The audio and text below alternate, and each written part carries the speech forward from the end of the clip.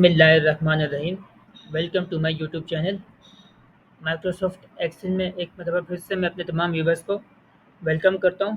और Microsoft Excel के अंदर आज की जो हमारी वीडियो का टॉपिक है वो है माइक्रोसॉफ्ट एक्सेल के अंदर advance fabric statement factory production के लिए किस तरह बनाई जाती है। तो ये आज की वीडियो में मैं आपको सिखाऊंगा। बहुत ही इम्पोर्टेंट और बहुत ही इंटरेस्टेड टॉपिक है आज का। सो प्लीज़ अगर आपको वीडियो पसंद आती है तो वीडियो को शुरू से लेकर एंड तक ज़रूर की देखिएगा और सो लाइक कमेंट्स और शेयर भी ज़रूर कीजिएगा। और प्लीज़ चैनल पर अभी तक नहीं हुए तो प्लीज़ चैनल को हमारी मोटिवेशन के लिए सब्सक्राइब करके और बेल आइकन को लाजमी प्रेस कर दीजिएगा ताकि इस तरह की मज़ीद इंफॉर्मेटिव वीडियोस माइक्रोसॉफ्ट एक्सेल के लिए मैं अपने व्यूवर्स के साथ शेयर करता रहूँ। तो यहाँ पे आप देख सकते हैं कि एडवांस फैब्रिक स्टेटमेंट क्योंकि हम लोग बनाएंगे तो यहाँ पर टॉप पे मैंने हेडिंग यहाँ पर क्रिएट की है एडवांस फैब्रिक स्टेटमेंट, और इसी के साथ नीचे जो है मैंने फैक्ट्री प्रोडक्शन रिकॉर्ड के फैक्ट्री प्रोडक्शन के लिए जो है फैब्रिक स्टेटमेंट बनाई जाती है। तो अब ये किस तरह बनाई जाएगी मैं आपको बताऊंगा। इसकी कैलकुलेशंस और इसकी डेटा एंट्रीज वगैरह किस तरह होंगी, फिर इसको सम इफ के फॉर्मूले के थ्रू हम किस तरह से कैलकुलेट कर सकते हैं। बहुत ही ईजी है और आप लोग को इंटरेस्ट भी काफ़ी डेवलप होगा इसे सीखने के बाद। अब चलिए मैं वीडियो को स्टार्ट करता हूँ। तो यहाँ पे आप देख सकते हैं सबसे पहले मैंने date, description, fabric types, colour patterns और कितनी क्वांटिटी में रिसीव किया है, क्वांटिटी यूज़ वगैरह जो भी इसके जो मेन जो इसके डिस्क्रिप्शंस होते हैं यहाँ पर मैंने टाइप कर दिए और इनकी कंप्लीट जो है मैंने डेटा एंट्री कर दी है ताकि आप लोगों का टाइम वेस्ट ना हो और मैं कम टाइम में जो है आप लोगों को अपनी बात आप तक पहुँचा सकूँ। तो यहाँ पर देखिए डेट भी है मेंशन और यहाँ पर इनके जो डिस्क्रिप्शन है परचेज और कितनी यूजेज यानी कितनी क्वांटिटी में हमने यूज़ कर दिया है, कॉटन कौन सा है और कलर पैटर्न्स वगैरह जो भी है सब मैंने यहाँ पर नंबर्स के साथ यहाँ पर फिटिंग कर दी है। अब यहाँ पे मैं आपको फार्मूला लगाना सिखाऊंगा। तो फार्मूले के लिए जो आपको थोड़ी सी जो है अपना माइंड को क्लियर रखना है और जो है तवज्जो से इस फार्मूले को आपने देखना है और उम्मीद है कि आपको फार्मूला जो है बहुत आसानी से समझ में आ जाएगा। बहुत ही ईजी है। तो ये किस तरह से, तो यहाँ पे आप देख सकते हैं टोटल कॉस्ट और बैलेंस जो है वो एम्प्टी है। अब मैं ये दोनों मैं आपको कैलकुलेट करना सिखाऊंगा। सबसे पहले टोटल कॉस्ट में जो है हम परचेज के जो टोटल कॉस्ट निकालेंगे तो किस तरह से यहाँ पर हम इजिकल्स टू का साइन लगाएंगे और फिर क्वांटिटी रिसीव जो हमने की है वो इसको हम मल्टीप्लाई कर देंगे यूनिट प्राइस वाले कॉलम से।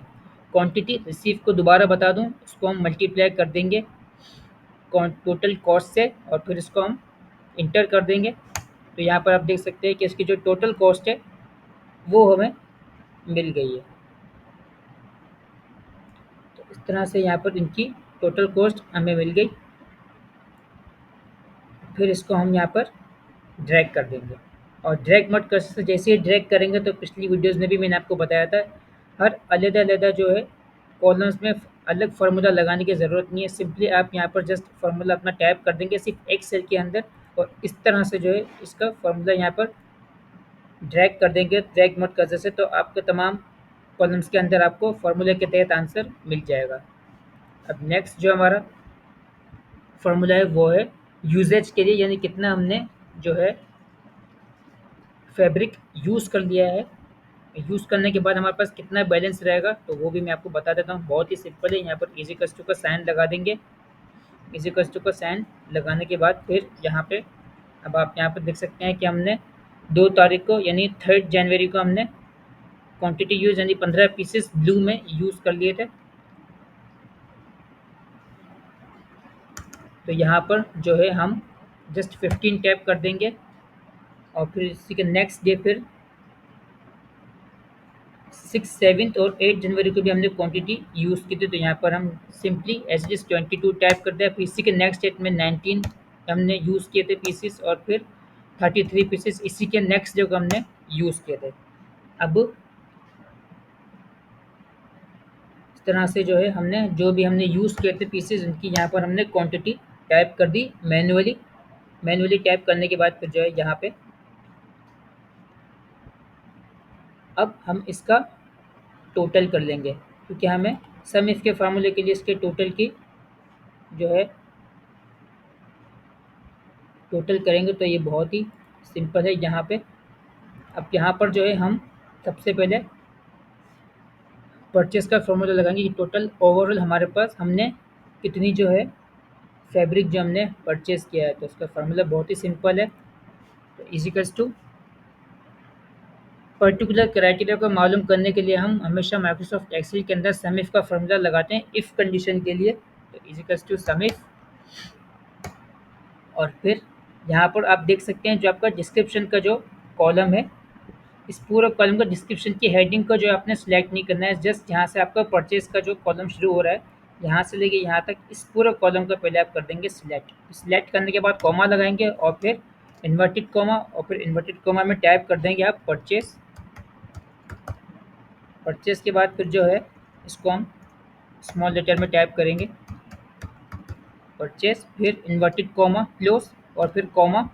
फिर कॉमा के बाद यहाँ पर जहाँ आप देख सकते हैं क्वांटिटी रिसीव का जो कॉलम है हमारा, इसको इसके पूरे जो है कॉलम को हम सिलेक्ट कर लेंगे।